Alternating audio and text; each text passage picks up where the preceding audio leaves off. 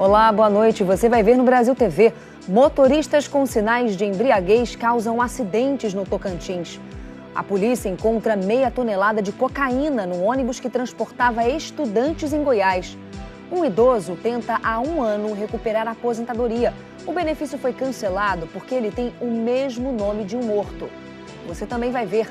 2 turistas se perdem na mata no Rio de Janeiro. E morre um dos maiores fotógrafos do jornalismo brasileiro. Terça-feira, dia 5 de novembro, agora no Brasil TV.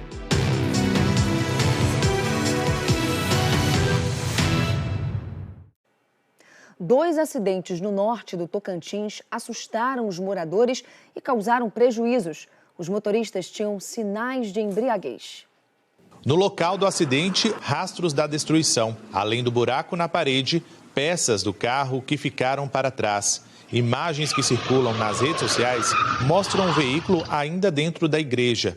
A dona Francisca mora perto de onde foi o acidente. Ela disse que se assustou com o barulho da batida. Pensei que tinha espocado, era um bujão. Digo, mãe, aconteceu algo. Nós saímos tudo correndo, o carro ficou enganchado, né? E aí foi luta para tirar ele. Aí eu sei que o homem saiu igual um desesperado, doido aí na rua. E aí foi só susto mesmo para os vizinhos todos. Essa imagem mostra o momento em que o condutor dá ré, derruba a placa de sinalização e foge do local. Mas o acidente não foi o único registrado. Onde está este cone, havia um poste de iluminação que foi arrancado depois que o motorista perdeu o controle do carro e invadiu o canteiro central. De acordo com a polícia, o homem apresentava sinais de embriaguez. Um segundo homem tentou dar fuga para o condutor e também acabou preso. Eles se negaram a fazer o teste de etilômetro e, diante da situação de visível estado de embriaguez, os quais assumiram ter, inclusive, ingerido bebida alcoólica, foram conduzidos até a central de flagrante para que sejam autuados aí pelo crime de trânsito de dirigir sob efeito de álcool ou droga. A polícia prendeu 5 pessoas pelo transporte de cocaína no ônibus destinado a estudantes universitários em Goiás. A droga estava escondida nas laterais internas do ônibus. O veículo foi doado para a prefeitura pela Receita Federal há 2 anos, depois de ser apreendido em Campo Grande, no Mato Grosso do Sul.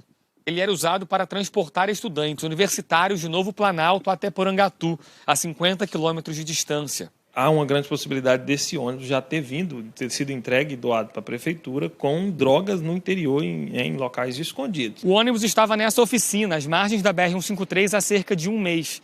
Ele foi trazido por uma equipe da prefeitura para consertar o motor.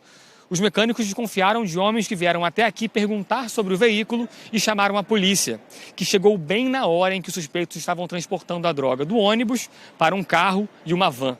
Os 2 veículos foram apreendidos. 5 pessoas foram presas em flagrante. 1 brasileiro, 2 venezuelanos, 1 boliviano e 1 peruano. Agora a polícia busca por outros envolvidos. O Rio de Janeiro teve mais 2 casos de feminicídio, uma violência que revolta e destrói as famílias. 2 jovens vítimas de agressões dos ex-companheiros. 2 mulheres que perderam a vida de forma brutal e covarde. Milena Vitória Garcia de Barros, de 22 anos, foi assassinada dentro de casa em Senador Camará, na zona oeste do Rio. O ex-companheiro dela, Marcos Vinícius, se entregou à polícia ontem à tarde e foi preso. A suspeita é que o crime tenha sido cometido na frente dos 2 filhos do casal, de 2 e 5 anos. Testemunhas dizem que na manhã do crime, Marcos Vinícius foi até a casa da Milena pedindo para conversar e logo depois saiu, levando os filhos e uma mochila. Vizinhos que ouviam as brigas e sabiam da separação recente estranharam e avisaram a família. O padrasto da Milena foi até a casa dela e encontrou o corpo dentro da geladeira. Nas redes sociais, Milena chegou a compartilhar imagens contra a violência doméstica 2 semanas atrás. Numa das postagens, camisas sujas de sangue com frases que costumam ser ditas após agressões. Foi só uma vez, ele vai parar. E ontem, mais uma vítima de feminicídio foi enterrada. Kathleen de Lima, de 20 anos, foi brutalmente espancada e torturada em Vigário Geral. Ela chegou a ser levada para o Hospital Getúlio Vargas pelos vizinhos, mas não resistiu. O namorado de Kathleen, Ronald Félix da Silva, de 20 anos, se entregou à polícia acompanhado dos pais. Ele foi preso. Segundo a família da vítima, Ronald já chegou em casa espancando a jovem sem dar chance de defesa. Ela tinha marcas de agressão por todo o corpo. Kathleen e Ronald estavam namorando há 3 meses. Esses 2 casos mais recentes são um retrato da triste realidade que afeta dezenas de mulheres. De janeiro a setembro deste ano, 77 mulheres foram vítimas de feminicídio no estado do Rio. Milena Vitória deixou 2 filhos pequenos que vão crescer sem a mãe. Kathleen era filha, irmã, vidas interrompidas e famílias destruídas pela violência. Um idoso tenta há 1 ano recuperar o pagamento da aposentadoria. Ele tem o mesmo nome de um outro homem que morreu. É em Porto Nacional que a história do Milton parece ganhar cenas de uma novela sem fim. Aos 75 anos, ele está há quase 1 ano sem receber o benefício do INSS. O motivo? Um erro burocrático. Por coincidência, o nome dele é igual ao de uma pessoa que já morreu e, por isso, o pagamento da aposentadoria foi bloqueado como se ele estivesse morto. Eu cheguei no banco e eles mandaram eu para o INSS. Aí cheguei lá no INSS. Eles falaram que eu lá era óbito. Eu falei, moço, eu estou aqui conversando com vocês. Como é que eu sou óbito? Não, mas aqui nós não podemos fazer nada não, isso é óbito. Aqui na sede do INSS, onde muitos vêm em busca de ajuda e suporte, o Milton também já veio várias vezes para tentar reaver o direito dele. Mas a cada tentativa, uma nova barreira é encontrada. Ele já apresentou documentos de identidade, certidão de nascimento, comprovante de residência e até já fez a prova de vida no próprio INSS. No entanto, o Instituto insiste que é necessário tempo para mais análises e correção do erro. Além de ter o mesmo nome de uma pessoa que já morreu, no atestado de óbito do falecido, também consta que o nome da mãe e pai dele são os mesmos que o do Milton, que está vivo. O aposentado também já procurou a Defensoria Pública em Palmas e a Polícia Federal.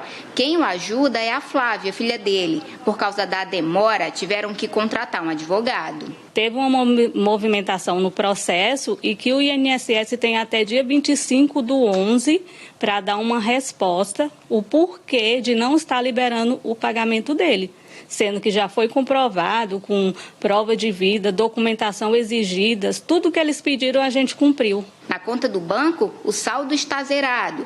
Com a renda do benefício, ele pagava todas as despesas básicas de casa, alimentação e também a medicação que precisa. É hipertenso, precisa de tratamento ortopédico por causa de um acidente de moto e tem problemas de coração.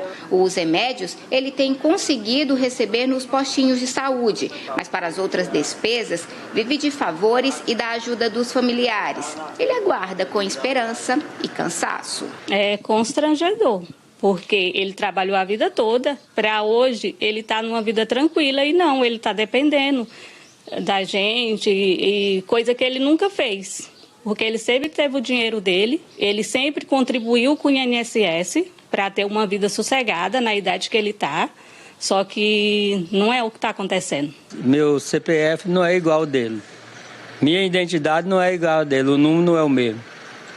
Então já é muita diferença, né? A seguir, fábricas dobram a produção de ventiladores no calorão do Ceará. É já já.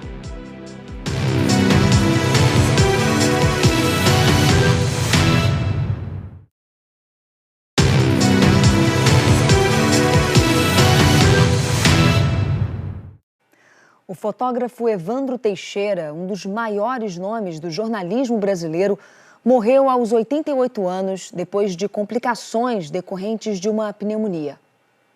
Você pode até não saber quem é o autor, mas provavelmente vai reconhecer essas fotos logo de cara. Legados do fotojornalismo que já entraram para a história. E por trás de cada um desses cliques, do outro lado da lente, estava o mesmo rosto. Evandro Teixeira, e sua mais potente arma a favor da democracia. Eu não era estudante para subir em palanque, mas eu trabalhava com meu olhar e com minha câmera. Minha câmera era o palco de brigar contra a ditadura. Evandro Teixeira nasceu na Bahia em 1935, no pequeno povoado de Irajuba. Aos 15 anos de idade, comprou sua primeira câmera fotográfica e, com 18, se mudou para Salvador. Lá fez um curso de fotografia à distância na revista O Cruzeiro. Com 21 anos, desembarcou de vez no Rio de Janeiro para tentar a sorte na profissão que mudaria sua vida. Evandro Teixeira estava apenas um ano no Jornal do Brasil quando aconteceu o golpe militar em 1964. Ele foi o único fotojornalista que conseguiu entrar aqui no Forte de Copacabana, naquela madrugada de 1º de abril, quando os golpistas tomaram o poder. Com a ajuda de um amigo militar, Evandro conseguiu entrar, fingindo que era um fotógrafo do Exército. Foi assim que ele testemunhou, dentro do forte, a chegada do general Castelo Branco, que se tornaria o primeiro presidente do regime militar. Mas ainda viriam outras dezenas de imagens marcantes, como a perseguição ao estudante, naquela que ficou conhecida como a Sexta-feira Sangrenta, no centro do Rio, e a passeata dos 100 mil cariocas contra a ditadura, na Cinelândia. Foi um dia glorioso, um dia memorável. Você está ali de frente da Cinelândia, chegando ali aquela gente famosa, intelectuais. Em outra grande cobertura histórica, foi ao Chile para acompanhar o golpe militar, que derrubou o presidente Salvador Allende e instituiu a ditadura de Augusto Pinochet. Evandro foi o único a fotografar o poeta Pablo Neruda morto, ainda no hospital. Na época, a versão oficial era de que o ícone da esquerda no Chile havia morrido por causa de um câncer na próstata. Só décadas depois, se descobriu que Neruda, na verdade, foi envenenado. Foi muita emoção. Comecei a não as lágrimas, mas firme na mão. Essa foi uma emoção, talvez no meu trabalho, talvez o mais importante da minha carreira, porque foi um furo internacional. Ajudou a contar a história do mundo com imagens e usou a parceria com a câmera para assinar o próprio nome na eternidade. 2 argentinas levaram um susto num passeio no Rio de Janeiro. Elas se perderam no Morro da Urca. As turistas entraram numa trilha sem a ajuda de um guia. Pegaram acesso da mata, na Praia Vermelha, e quando elas perceberam, não sabiam mais voltar. A Luciana e a Natália gravaram imagens do lugar onde elas estavam, pediram socorro aos bombeiros pelo celular. Eles conseguiram localizar e resgatar as turistas. O verão só começa em dezembro, mas o calor já está forte no Ceará e a venda de ventiladores disparou. Daniel só leva a garrafinha congelada. Para mim tá muito difícil, aqui eu tenho que trazer minhas águas aqui, de vez em quando bebendo água, porque tá quente, viu? Quente e abafado. O calor intenso tem ajudado nas vendas da Dona Mara. Tem saído tanta água, suco e refrigerante que em alguns dias o isopor fica vazio no meio da tarde. Diria que aumentou em 50%. O tanto que a gente vendia no dia acaba antes. A compra de um ventilador agora não estava programada, mas virou uma prioridade para a Andréia. Lá em casa a gente tem 4 ventiladores, né? Um já está indo embora, assim, já falhando. A gente já está atrás para comprar outro. Fora o ar-condicionado, porque à noite a gente dorme com ar-condicionado, mas coloca o ventilador também, porque está muito quente. Entre outubro e dezembro, os lojistas de eletrodomésticos já aguardam um aquecimento nas vendas de ventiladores, climatizadores e aparelhos de ar-condicionado. Para atender a demanda, eles abastecem o estoque com 3 meses de antecedência. Na fábrica, o ritmo de trabalho é intenso. A partir de novembro, a expectativa desta empresa é dobrar a capacidade de produção e entregar mais de 200 mil ventiladores no país. Tudo que está sendo produzido aqui já está vendido. O Brasil TV fica por aqui. Outras notícias no Jornal Nacional, que hoje é um pouquinho mais cedo, às 7:50 da noite, horário de Brasília. Uma ótima noite para você. Até amanhã. Tchau, tchau.